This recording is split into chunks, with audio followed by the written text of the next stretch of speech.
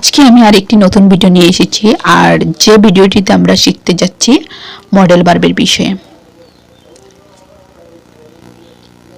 তো প্রথমে আমরা মডেল ভার্বের ডেফিনিশন দেখব, মানে মডেল ভার্ব মানে কি, তারপর দেখব কত টাইপের আছে মডেল ভার্ব এবং এগুলা কি কি, তারপর এগুলার ইউজেস দেখব।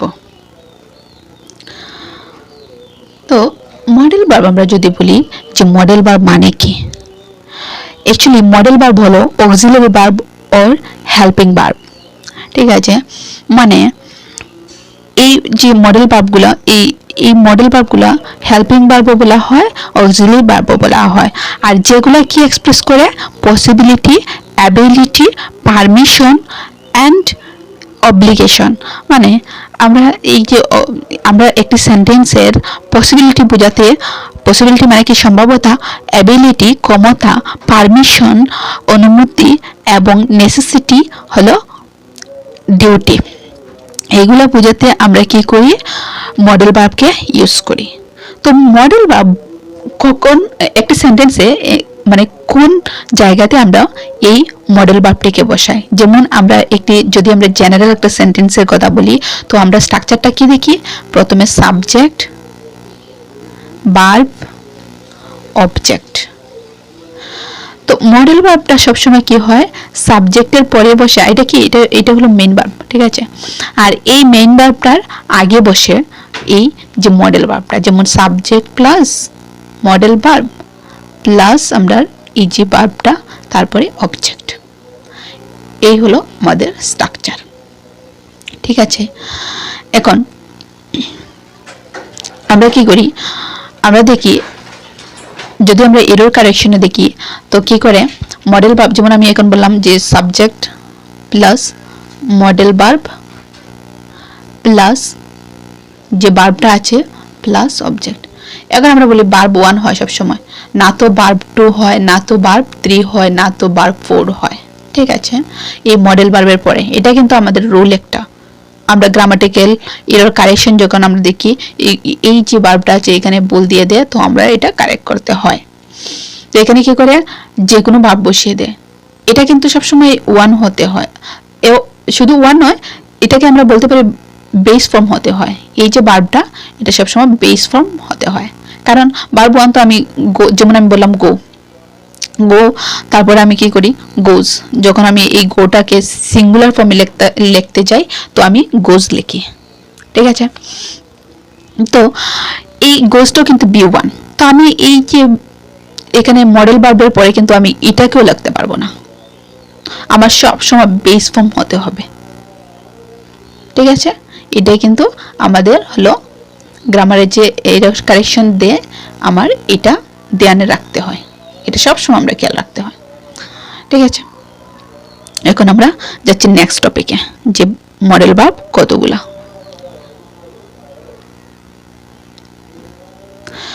তো আমরা জেনারেলি জানি ইংলিশ গ্রামারে আমরা কি আছে, 24টা মডেল ভার্ব আছে। কিন্তু আমরা এই 24টা মডেল ভার্ব শিখতে যাব না, কারণ এই 24টা কিন্তু আমাদের প্রয়োজন নেই শেখার। আমাদের শুধু 9টা শেখা খুবই প্রয়োজন। এই 9টা মডেল ভার্ব আমাদের জন্য খুবই প্রয়োজন। যেমন এই 9টা কি কি, এই 9টা হলো can, could, may, might, must. এই হ্যাভ টু কিন্তু এত প্রয়োজন নয়, তবু আমি লিখে দিয়েছি মাস্ট। তারপরে শ্যাল, শুড, উইল, উড। এই 9টা আমাদের জন্য খুবই প্রয়োজন। যদি আমরা ইংলিশ কনভারসেশনও বলি, ডেইলি লাইফের যে কনভারসেশন হয় যদি বলি, এইগুলো তো আমরা এই 9টাই ইউজ হয়। যদি আমি এডুকেশনাল ভিডিওর কথা বলি, এডুকেশনাল যে ইংলিশ গ্রামারের যে থাকে না, ইংলিশ গ্রামারের, তো এগুলো তো আমাদের কি হয়, এই 9টাই ইউজ হয়, বাকিগুলা কিন্তু ইউজলেস। তাই আমরা বাকিগুলা শিখতে যাব না, শুধু আমরা এই 9টাই শিখব।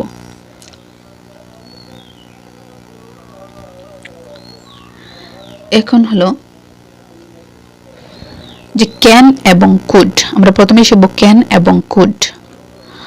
তো ক্যান এবং কুড কিন্তু সেম মিনিং, এই দুইটারই সেম মিনিং, কিন্তু ডিফারেন্স হলো আমাদের টেন্সে।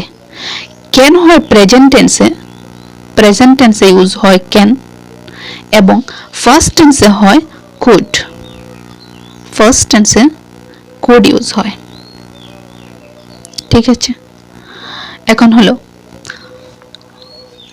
এখানে কি আছে, can express ability, permission, possibility. Same ভাবে কুডও কি করে, অ্যাবিলিটি, পারমিশন, পসিবিলিটি আমরা ক্যান কুড দুইটাই ইউজ করি, কিন্তু ক্যান হবে আমাদের প্রেজেন্ট টেন্সে এবং কুড হবে ফার্স্ট টেন্সে। এখানে কি বলেছে, এক্সাম্পল দিয়েছে একটা, she can play the piano, মানে এটা ওই মেয়েটির কি কি এক্সপ্রেস করছে, এখানে অ্যাবিলিটি এক্সপ্রেস করা হচ্ছে, যে ওই মেয়েটি কি করে, সে কি করতে পারে, পিয়ানো বাজাতে পারে, এটা একটা অ্যাবিলিটি। কিন্তু আমরা পারমিশনও ইউজ করতে পারি, আর পসিবিলিটি তো আমরা ক্যান এবং কুড দুইটাকে ইউজ করতে পারি, কিন্তু এখানে কুডের কথা বলছে যে could is the first tense of can. ঠিক আছে, and also express polite request or possibility. এটা কি করে, পসিবিলিটি আর পারমিশনে আর এবিলিটিতে ইউজ হয়, কিন্তু ফার্স্ট টেন্সে। আরেকটা জিনিস এখানে কি বলেছে, পলাইট রিকোয়েস্ট। পলাইট রিকোয়েস্ট যদি আমরা বলি, পলাইট রিকোয়েস্ট মানে কি, যেমন আমি যদি ইনফর্মাল কনভারসেশন করি কারোর সঙ্গে, ইনফর্মাল, আরেকটা হলো ফর্মাল কনভারসেশন। তো এই যে ফর্মাল কনভারসেশন, এই ফর্মাল কনভারসেশনই কিন্তু হলো আমাদের পলাইট কনভারসেশন। তো ইনফর্মাল, প্রথমে আমরা বুঝবো ইনফর্মাল মানে কি, আর ফর্মাল কনভারসেশন মানে কি, আর ইনফর্মাল কনভারসেশন মানে কি। তো ইনফর্মাল কনভারসেশন হলো, যেমন আমি কোনো আমার ফ্রেন্ডের সঙ্গে অথবা আমি আমার ফ্যামিলি মেম্বারের সঙ্গে কথা বলছি, আমি তখন কি করি, আমরা ক্যাজুয়ালি কথা বলি, তখন আমি কিন্তু আমরা করে এমনিতেই যে ক্যাজুয়ালি কথা বলি, তো এটা কি বলা হয়, ইনফর্মাল। আর ফর্মাল হলো, যেমন আমি একটি ইন্টারভিউতে গেলাম বা একজন রেসপেক্টফুল মানুষের সঙ্গে কথা বললাম, তো তখন আমার কি করতে হয়, ফর্মাল কনভারসেশন করতে হয়। যেমন আমি ঘরে তুমি, মানে বাংলাতে যদি আমরা বলি তো আমরা তুমি ইউজ করি, কিন্তু আমি যখন একজন রেসপেক্টফুল মানুষের সঙ্গে কথা বলবো অথবা ইন্টারভিউতে যাব, তখন কিন্তু আমরা আপনি ইউজ করব।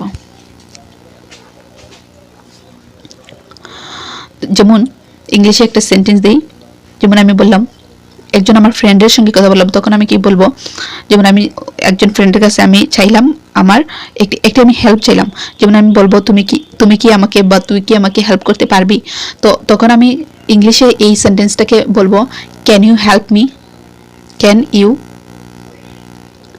Help me.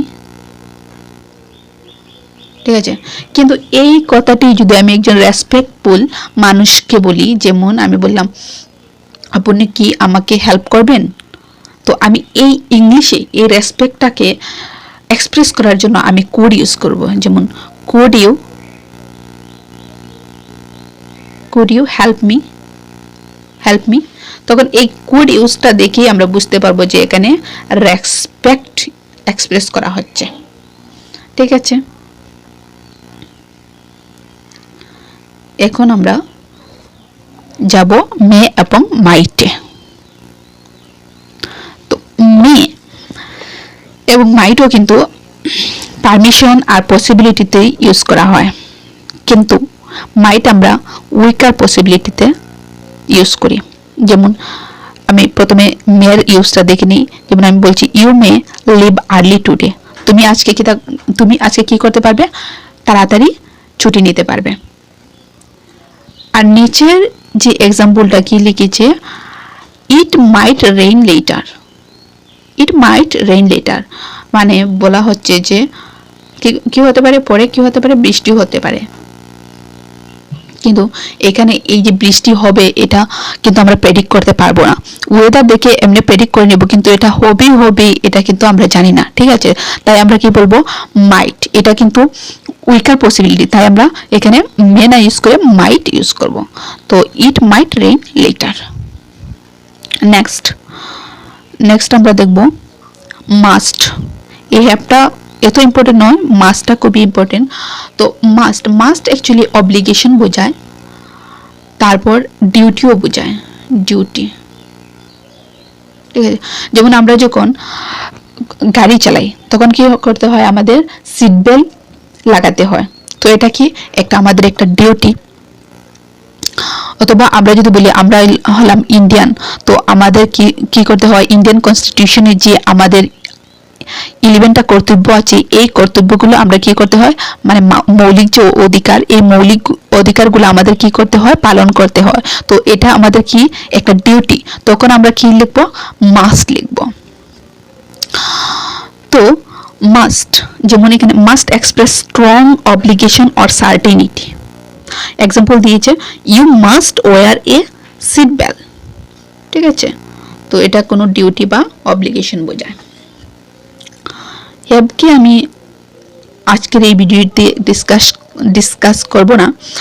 নেক্সট আমরা যাচ্ছি শ্যাল এবং শুডে। তো আমরা জানি শ্যাল অথবা উইল আমরা সবসময় ফিউচার সেন্টেন্সে আমরা ইউজ করি। ঠিক আছে, তো shall is used in formal suggestion or offer. সবসময় ফর্মাল সাজেশনে আমরা শ্যালকে ইউজ করব। যেমন shall we go for walk, আমরা কি ওয়াকে যাব, মানে হাঁটতে যাব, তখন আমরা শ্যাল ইউজ করব। Should express advice or recommendation. Actually should কি হয়, শুড আমরা সবসময় অ্যাডভাইসে আমরা ইউজ করি। যেমন you should eat more vegetable, তোমার কি করা উচিত, আরও সবজি খাওয়া উচিত। এখন শ্যাল শুড হয়ে গেল, এখন আমরা যাব উইল এবং উড। তো উইলও আমরা দেখেছি ফিউচার সেন্টেন্সে বসে উইল। যেমন I will call you later, আমি তোমার সঙ্গে পরে কথা বলবো। Would is used for polite request or hypothetical situation. যেমন উড কি হয়, উইড যেমন আমি এখানে বলেছিলাম যে কুড। ঠিক আছে, কুড আমরা দেখেছিলাম যে আমরা কি করি, পোলাইট সেন্টেন্সে আমরা উড আমরা ব্যবহার করি। সেম ভাবে উডও আমরা পোলাইট সেন্টেন্সে ব্যবহার করি। উড ইউ লাইক সাম টি, তুমি কি করবে, তুমি কি চা পছন্দ করবে, তো তখন আমরা কি করব, উড ব্যবহার করব। তো আজকের ভিডিওটিতে শুধু এতটুকুই।